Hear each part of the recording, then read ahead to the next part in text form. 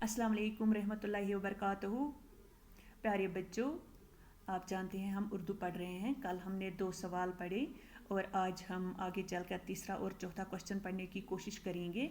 उम्मीद है आपको समझ में आएगा। और आज जो हमारा तीसरा सवाल है वो है, बरसगीर हिंदो पाक को ज़ुबानों का अजायब घर क्यों कहा गया है।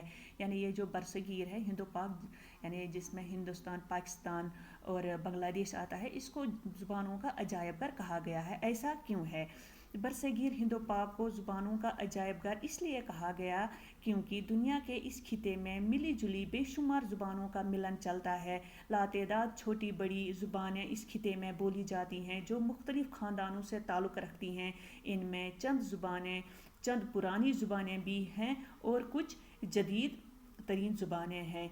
यानी बरसगीर हिंदो पाक जो है, इसको ज़ुबानों का अजायब घर किसे कहते हैं, जहाँ पर मुख्तलिफ़ किस्म की चीज़ें पाई जाती हैं, उसको अजायब घर कहते हैं। तो इसी तरह से हिंदू पाक को ज़ुबानों का अजायब घर कहा गया है क्योंकि इस खिते में क्या चलन है, यानी यहाँ पर क्या चल रहा है। यहाँ पर बहुत सारी ज़ुबानें बोली जाती है, एक साथ बहुत सारी ज़ुबानें बोली जाती है। जैसा कि हमने ऑलरेडी सबक में पढ़ा कि यहाँ पर हर खिते की लगभग अपनी अलग ज़ुबान है जिन्हें इलाकाई ज़ुबानें कहते हैं। लातेदाद छोटी बड़ी ज़ुबानें इस खिते में बोली जाती हैं, यानी बेशुमार बहुत सारी ज़ुबानें जिनको हम तादाद नहीं कर सकते, इतनी सारी ज़ुबानें इस खिते में बोली जाती हैं जो मुख्तलिफ़ ख़ानदानों से ताल्लुक़ रखती है। जिन ज़ुबानों का इनमें से अक्सर ज़ुबानों का ताल्लुक़ मुख्तलिफ़ ख़ानदानों से भी है। इनमें से चंद पुरानी ज़ुबानें भी हैं और कुछ जदीद तरीन ज़ुबानें भी हैं। यानी यहाँ पर इस बरसगीर हिंदो पाक में जो ज़ुबानें बोली जाती हैं, इनमें कुछ ज़ुबानें पुरानी हैं और कुछ ज़ुबानें नई हैं। फिर है चौथा सवाल है, उर्दू कहाँ पैदा हुई।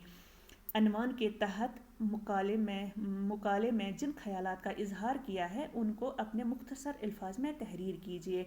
यानी उर्दू कहाँ पैदा हुई, हमने जो सबक पढ़ा इसमें जिस तरह से जो कुछ हमने पढ़ा उसको अपने उसमें हमें जो समझ आया कि ये उर्दू कहाँ पैदा हुई, उसको हमें मुख्तसर अल्फाज में तहरीर करना है।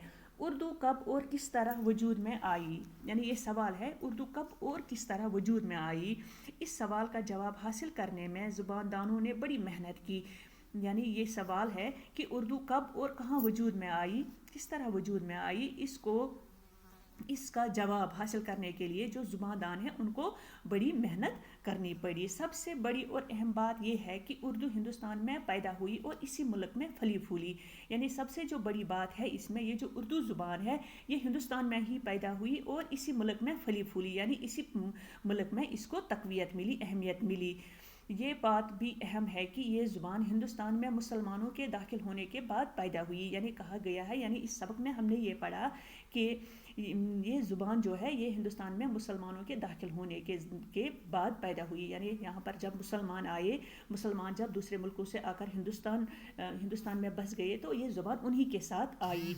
उससे पहले हिंदुस्तान में जितनी भी ज़ुबानें थी उनमें ब्रिज भाषा सबसे ज़्यादा तरक्की याफ्ता ज़ुबान थी। यानी उससे पहले हिंदुस्तान में जो बहुत सारी ज़ुबानें थी उनमें जिस ज़ुबान को ज़्यादा अहमियत हासिल थी वो ब्रिज भाषा ज़ुबान है। ब्रिज भाषा ज़ुबान जो मुल्क के शुमाल में गंगा जमुना के बीच के वसी इलाके में बोली जाती थी, जो इस मुल्क के 2 दरियाओं यानी गंगा और जमुना के बीच का जो वसी इलाका है उसमें बोली जाती थी। यही ब्रिज भाषा दरअसल उर्दू ज़ुबान की माँ है। ये जो ब्रिज भाषा है यही उर्दू ज़ुबान की माँ है क्योंकि 10वीं सदी ईस्वी में मुसलमानों ने शुमाली हिंदुस्तान में कदम जमाए।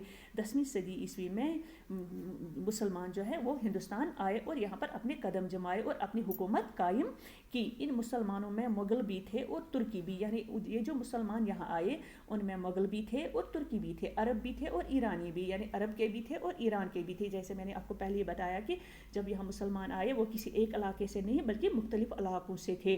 तो यही हमने यहाँ पर लिखा है कि उन मुसलमानों में मुग़ल भी थे, तुर्की भी थे, अरब भी थे और ईरानी भी। इनके हिंदुस्तानी बाशिंदों के साथ ताल्लुकात पैदा हुए, मेल जोल और लेन देन का सिलसिला शुरू हुआ। यानी वो जब यहाँ आए तो उनका हिंदुस्तानियों के साथ मेल जोल बढ़ा, यहाँ पर उन्होंने तिजारत की, बाकी उनका आपस में मेल जोल बढ़ा। तो इस 2 अरबी, फ़ारसी और तुर्की ज़ुबानों के अल्फाज ब्रिज भाषा में दाखिल होने लगे। जैसा हमने ऑलरेडी सबक में मैंने आपको बताया कि जब हम किसी जगह जाते हैं तो हम अकेले नहीं जाते, हम अपने साथ अपनी भाषा, اپنا کلچر سب کچھ لے کر جاتے. اسی طرح سے جب مسلمان یہاں آئے مختلف علاقوں سے تو وہ اپنے ساتھ اپنی زبانیں بھی لے کر آئے. تو وہ زبانیں جو ہے جیسے عربی، فارسی، ترکی وہ اس برج بھاشا میں داخل ہونے لگے اور آہستہ آہستہ ایک نئی زبان کی تخلیق ہونے لگی. پھر جب برج بھاشا میں ان زبانوں کے الفاظ داخل ہوئے تو آہستہ آہستہ ایک نئی زبان کی شروعات ہونے لگی جس کا نام اردو پڑ گیا. اور یہی زبان یعنی یہی برج بھاشا، اسی برج بھاشا میں جب اردو کے، عربی کے اور فارسی، ترکی اور فارسی کے الفاظ مل گئے تو یہ زبان اردو زبان کہلائی. یعنی اس کا نام پھر اردو پڑ گیا، یہ جو نئی زبان بن گئی. اردو ترکی زبان کا لفظ ہے. اب یہ اردو اس کا نام کیوں پڑا؟ کیونکہ اردو جو ہے وہ ترکی زبان کا لفظ ہے. اس کے معنی ہیں لشکر گاہ یا فوجی کیمپ کے. یعنی اردو ترکی زبان کا لفظ ہے اور اردو کے معنی ہیں لشکر گاہ یا فوجی کیمپ کے. اردو زبان نے چونکہ فوجی کیمپوں یعنی لشکر گاہوں میں جنم لیا.